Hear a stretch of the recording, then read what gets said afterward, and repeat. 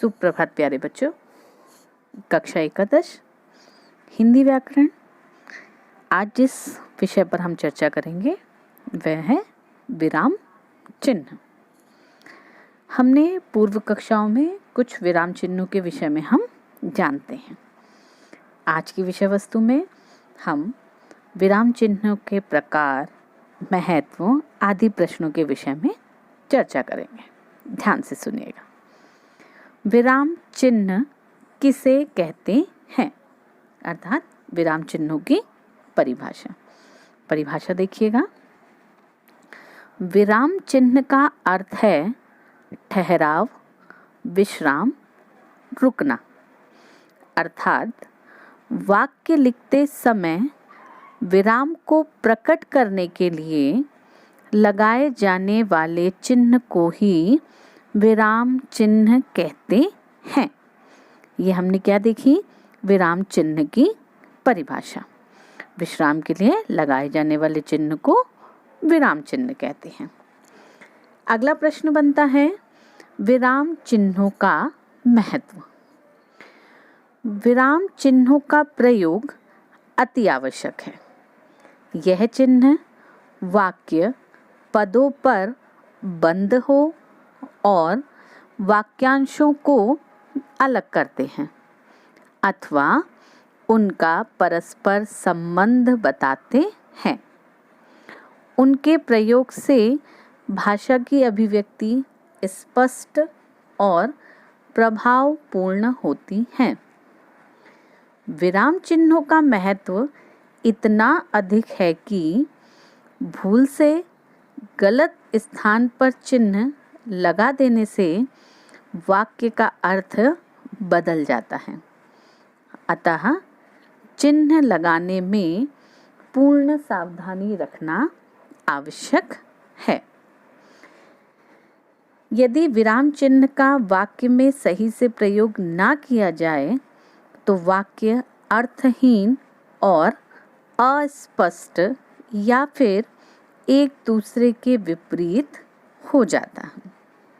इसलिए हिंदी में विराम चिन्हों का विशेष महत्व है। विराम चिन्हों के प्रकारों के विषय में देखेंगे कि विराम चिन्ह कितने प्रकार के होते हैं।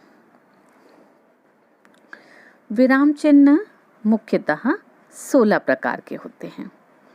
हमने पूर्व कक्षाओं में कुछ ही विराम चिन्हों के विषय में पढ़ा है जिन्हें आप जानते हैं। आज हम विधिवत रूप से 16 प्रकार के विराम चिन्हों की परिभाषा उदाहरण सहित मैं आपको बताऊंगी। ध्यान से सुनिएगा जिससे आपको नोट्स बनाने में सरलता होगी। पहला विराम चिन्ह है अल्प विराम। परिभाषा सुनिएगा। यह चिन्ह उस स्थान पर लगाया जाता है जहां वक्ता बहुत ही थोड़े समय के लिए रुके। उदाहरण देखिएगा। मैंने भारत में नदी, पर्वत, पहाड़, झरने देखे हैं। यहाँ पर नदी, पर्वत और पहाड़ के बीच में कौन सा विराम चिन्ह का प्रयोग किया हमने? अल्प विराम का। दूसरा चिन्ह है आपका अर्ध विराम। अर्ध विराम के चिन्ह का प्रयोग उस समय किया जाता है जबकि अल्प विराम से कुछ अधिक समय तक रुकना हो। इसका प्रयोग प्रायः दो स्वतंत्र उपवाक्यों को अलग करने के लिए किया जाता है। उदाहरण सुनिएगा। सूर्योदय हो गया, चिड़िया चहकने लगी। सूर्योदय हो गया, चिड़िया चहकने लगी के बीच में अर्धविराम का प्रयोग। तीसरा चिन्ह जो होता है पूर्ण विराम।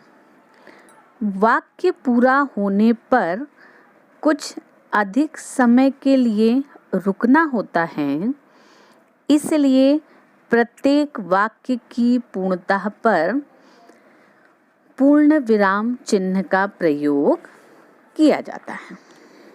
उदाहरण, मैंने अपना काम पूरा कर लिया। वाक्य समाप्त हुआ, तो वाक्य के अंत में हमने क्या लगा दिया? पूर्ण विराम। वाक्य की समाप्ति पर लगने वाला चिन्ह पूर्ण विराम। अगला चिन्ह है आपका प्रश्न चिन्ह।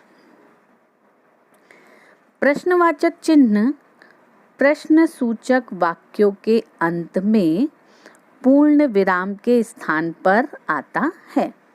अर्थात वाक्य के अंत में आएगा, लेकिन वह वाक्य कैसा होना चाहिए? प्रश्नवाचक। अर्थात उसमें किसका बोध होना चाहिए? प्रश्न पूछे जाने का। जैसे, वह कहाँ जा रहा है? ताजमहल किसने बनवाया है? दोनों वाक्यों के अंत में प्रश्नवाचक चिन्ह। अगला है आपका विस्मय आदि बोधक चिन्ह। वाक्य में हर्ष, विषाद, विस्मय, घृणा, आश्चर्य, करुणा, भय इत्यादि का बोध कराने के लिए जिन चिन्हों का प्रयोग किया जाता है उसे हम क्या कहते हैं? विस्मय आदि बोधक चिन्ह। इसे संज्ञा के अंत में लगाया जाता है। उदाहरण सुनिएगा, हे ईश्वर उसकी रक्षा करो। अगला चिन्ह है आपका कोष्टक।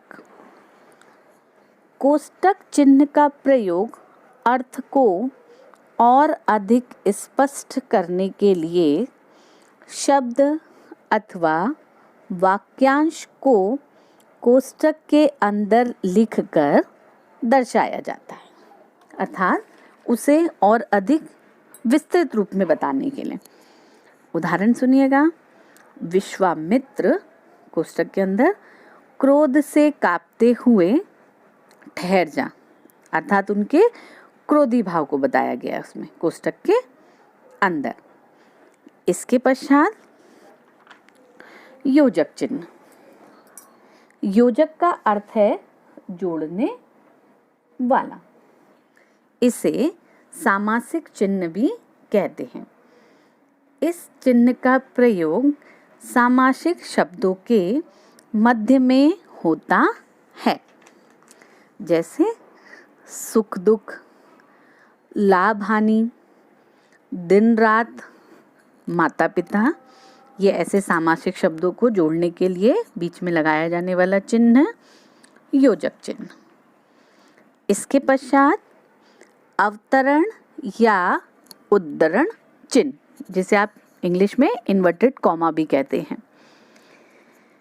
किसी व्यक्ति की बात या कथन को उसी के शब्दों में लिखना होता है। यह चिन्ह वाक्य के आदि और अंत में लगाया जाता है। आदि अर्थात शुरू में, अंत अर्थात आखिरी में। किसी व्यक्ति की बात को उसी शब्दों में कहे जाने पर इस चिन्ह का प्रयोग होता है। उदाहरण, राम ने कहा, सत्य बोलना सबसे बड़ा धर्म है। इसके पश्चात अगला चिन्ह है आपका लाघव चिन्ह। लाघव अर्थात छोटा। परिभाषा सुनिएगा, जब किसी प्रसिद्ध शब्द को पूरा ना लिखकर संक्षेप में लिखा जाता है, तब उसका प्रारंभिक अक्षर लिखकर लाघव चिन्ह लगा दिया जाता है, जो अंग्रेजी अक्षर छोटे शून्य के जैसा होता है। उदाहरण के लिए हम मध्य प्रदेश को क्या लिखते हैं? म डॉट प्र, अर्थात उनके बीच में हम क्या लगाते हैं? लाघव चिन्ह। अगला है आपका आदेश या विवरण चिन्ह। परिभाषा सुनिएगा, जब प्रश्न ना पूछा जाकर आदेश दिया जाए, वहाँ आदेश चिन्ह लगाया जाता है। अर्थात प्रश्न नहीं पूछा जाता है, हमें आदेश प्राप्त होता है।